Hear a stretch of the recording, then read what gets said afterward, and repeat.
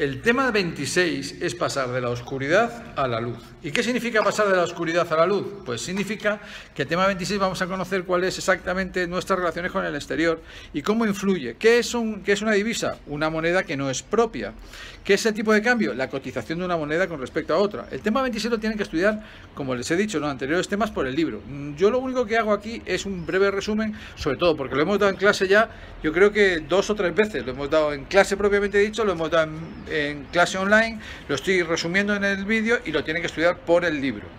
Si el tipo de cambio es la cotización de una moneda con respecto a otra, pues hay una oferta y una demanda de esa moneda. Por ejemplo, los dólares. Los dólares se demandan y se ofertan igual que se oferta o se demanda otro tipo de producto. Ya sé que no es exactamente igual, pero para entenderlos, hay una curva de demanda descendente. Cuanto más sube el precio del dólar, un dólar igual a 0,8 euros y pasa a ser un dólar igual a 0,9 euros, pues menos dólares compramos para poder cambiarlos y gastarlos, por ejemplo, en Estados Unidos. Y al revés, la oferta de dólares es ascendente en la relación entre la cantidad de dólares que se ofertan y el precio del dólar, en este caso la cotización del dólar. Dicho esto, la pregunta que nos hacemos principal en este tema es el desplazamiento de las curvas de la oferta y la demanda de dólares.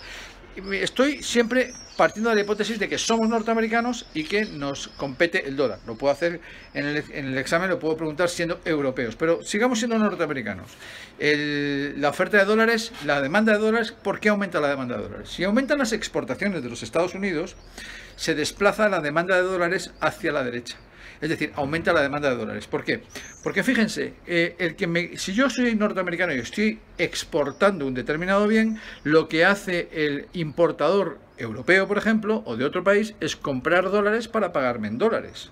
Comprar dólares para pagarme en dólares. Por lo tanto, cuanto más exporte, más aumenta la demanda de dólares. Cuanto más suban los tipos de interés, por ejemplo, en segundo lugar, de mis títulos de renta fija, por ejemplo, de los títulos del Tesoro norteamericano, los bonos norteamericanos, si sube el tipo de interés, más atraigo al inversor exterior y entonces compran dólares para comprar deuda pública norteamericana, luego se desplaza la demanda de dólares. Y cuanto más, en tercer lugar, aunque hay más que tiene en el libro, cuanto más expectativa haya de que sube el precio del dólar, más dólares van a comprar ustedes, aumenta la demanda de dólares.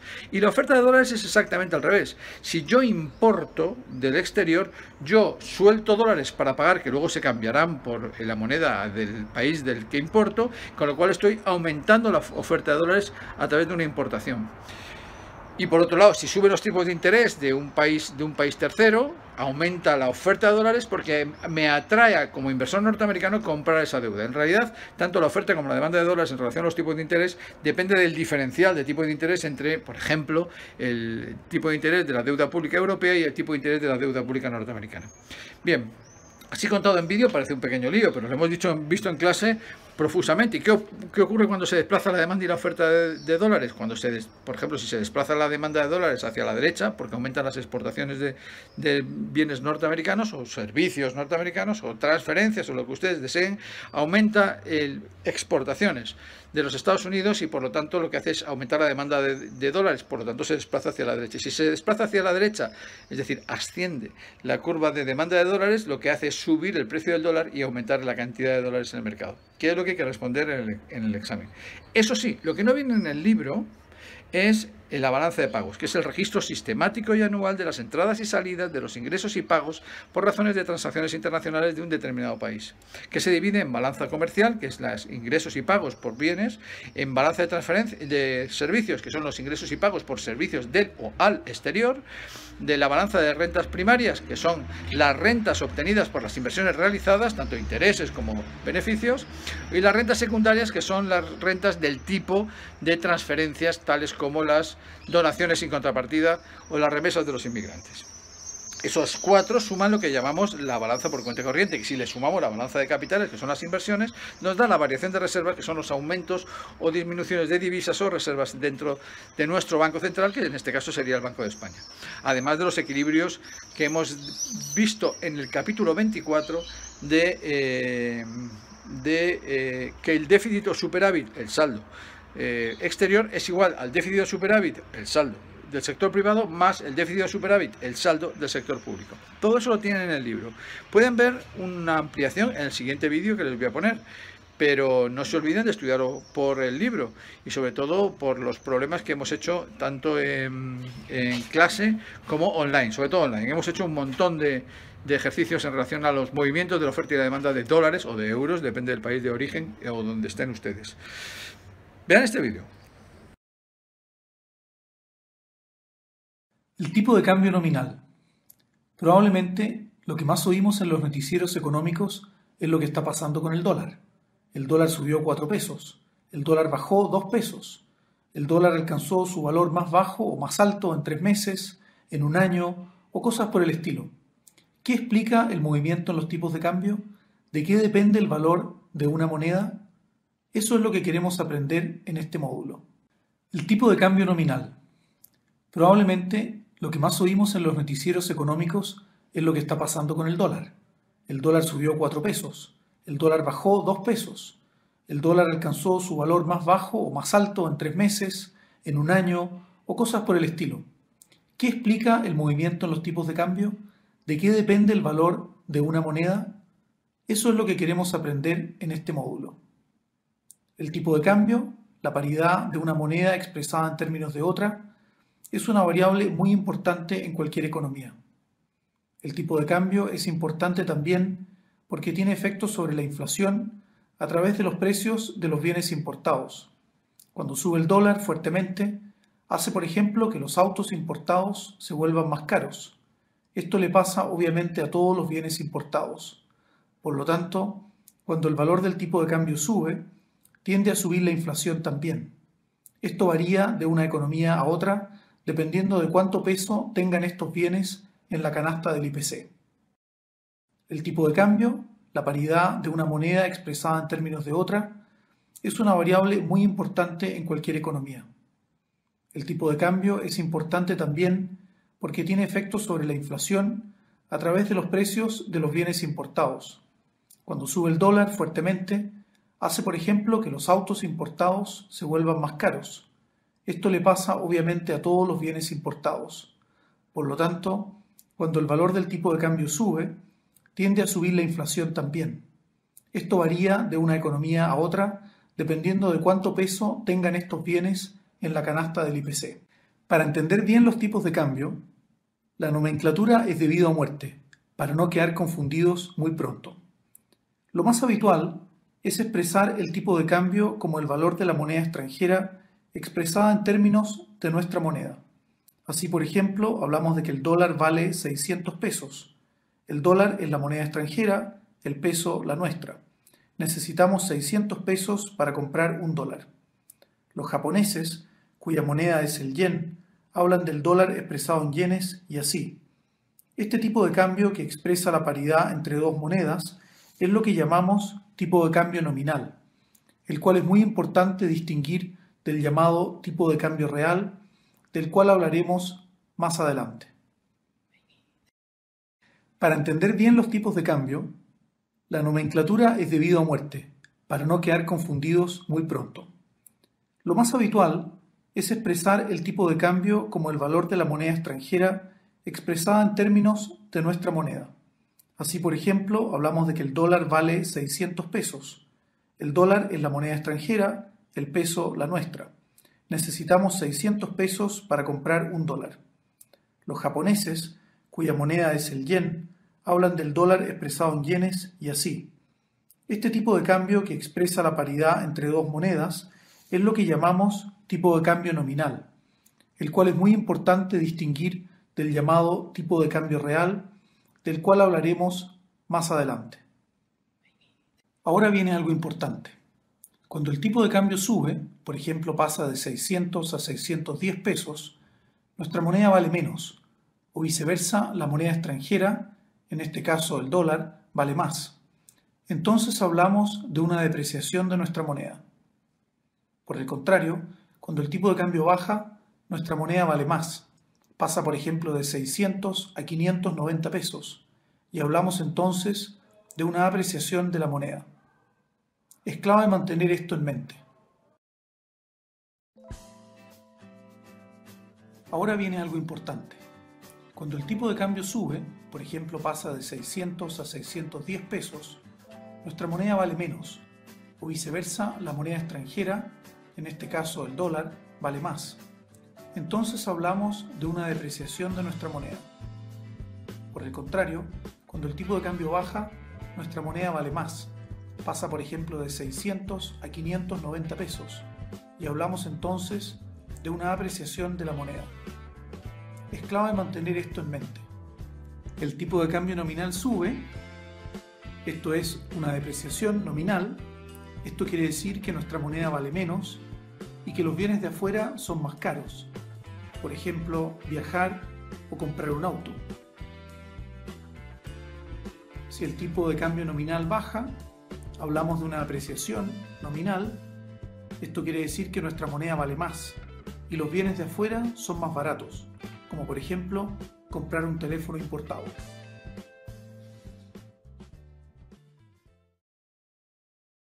La gran pregunta es ahora, ¿de qué depende el valor de una moneda?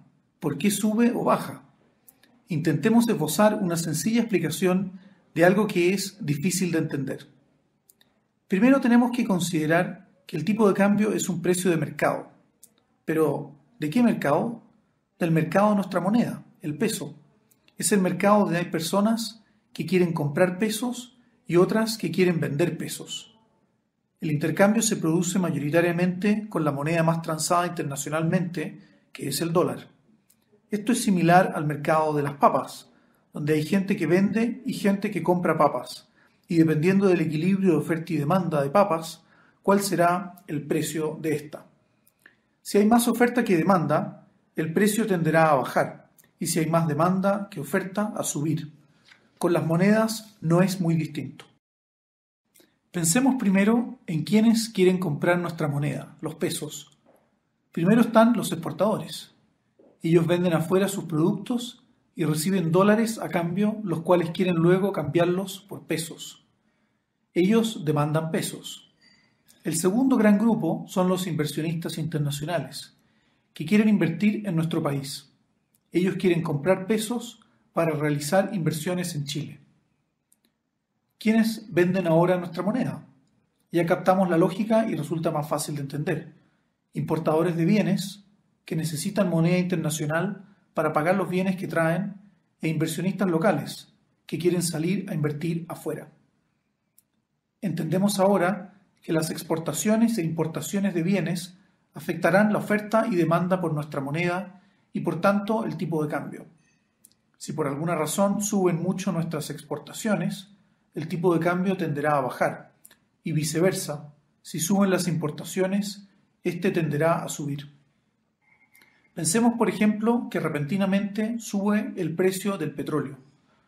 Como nuestro país casi no produce petróleo y debemos importarlo, esto nos obligará a comprar más moneda internacional, y el tipo de cambio subirá. Nuestra moneda perderá valor. Por otro lado, el mayor o menor atractivo de nuestro mercado de capitales tendrá una influencia también sobre el tipo de cambio. ¿Cómo es esto? Muy sencillo. Pensemos que las tasas de interés son más altas fuera de nuestro país. Esto hace que los inversionistas prefieran invertir afuera y venderán la moneda local. El tipo de cambio se depreciará. Viceversa, si nuestra tasa de interés está subiendo y es más atractivo invertir aquí, llegarán capitales y nuestra moneda se apreciará. ¿Qué pasa ahora si nos enteramos que las tasas de interés subirán afuera? Bueno, entonces sabemos que el tipo de cambio subirá. Nuestra moneda perderá valor cuando eso ocurra. Si el tipo de cambio subirá mañana, entonces compremos moneda externa hoy. Esto hace que la reacción en los mercados sea inmediata, cuando la información se conoce.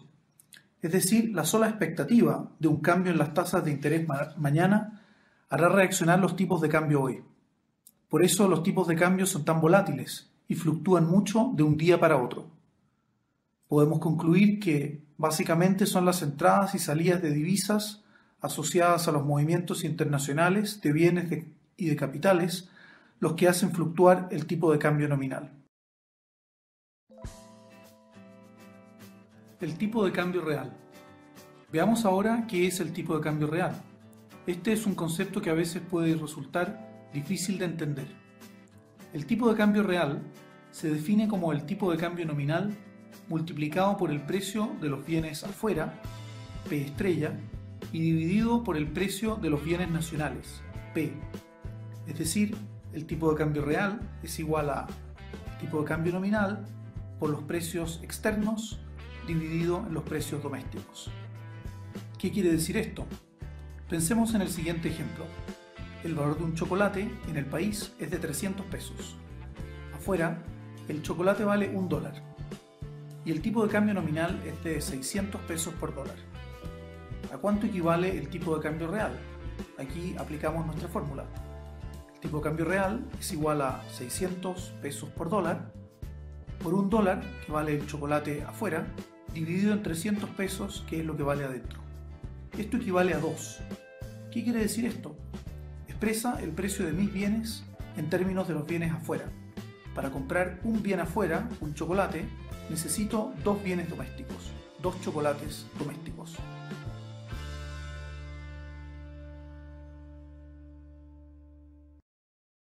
El tipo de cambio nominal me dice cuánta moneda local necesito para comprar la moneda externa. El tipo de cambio real me dice cuántos bienes locales necesito para comprar un bien externo.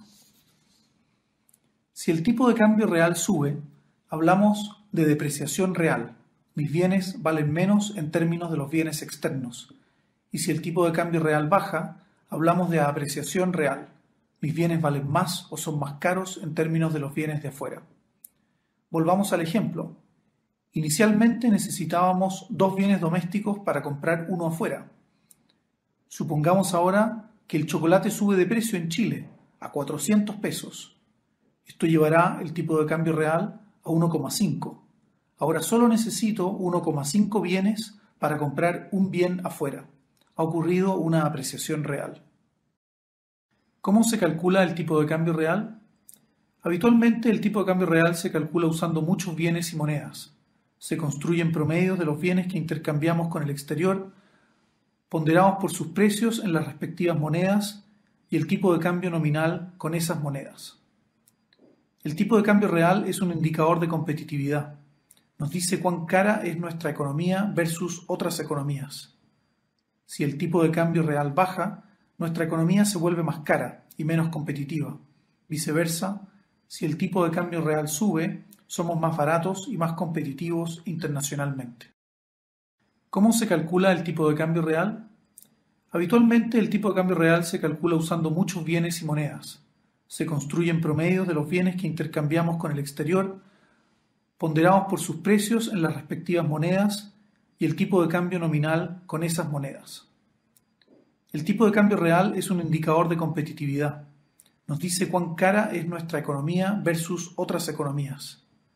Si el tipo de cambio real baja, nuestra economía se vuelve más cara y menos competitiva. Viceversa, si el tipo de cambio real sube, somos más baratos y más competitivos internacionalmente. Hagamos una consideración adicional respecto del tipo de cambio real. Si pensamos nuevamente en el chocolate, ¿no debieran los precios tender a igualarse? Si el chocolate vale en Chile 300 pesos y afuera $1, y el tipo de cambio nominal actual es de 600 pesos por dólar, quiere decir que en Chile la barrita vale $0,5. ¿No me convendría mejor exportarla?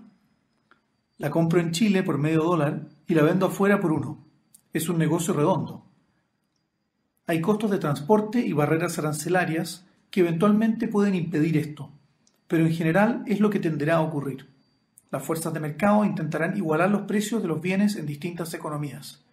Estas fuerzas tienden a llevar el tipo de cambio real a un valor medio en el tiempo, que implica una cierta convergencia del valor de los bienes entre los distintos países. Podríamos decir en cierto modo que el tipo de cambio real es una variable con elástico y que tiende a volver a su valor promedio en el tiempo. ¿Qué hemos aprendido? Que el tipo de cambio nominal, que expresa nuestra moneda en términos de la moneda extranjera, depende de la oferta y la demanda por mi moneda. Esta oferta y demanda está relacionada con los movimientos de bienes y con los movimientos de capitales. El tipo de cambio real es el valor de mis bienes en términos de los bienes externos y nos dice cuán cara es nuestra economía respecto del exterior. Los mercados tienden a una paridad de los precios y el valor del tipo de cambio real fluctúa en el tiempo en torno a un valor medio. Bueno, pues ya pueden estudiar el tema 26 con estas ampliaciones que ponemos encima de la mesa.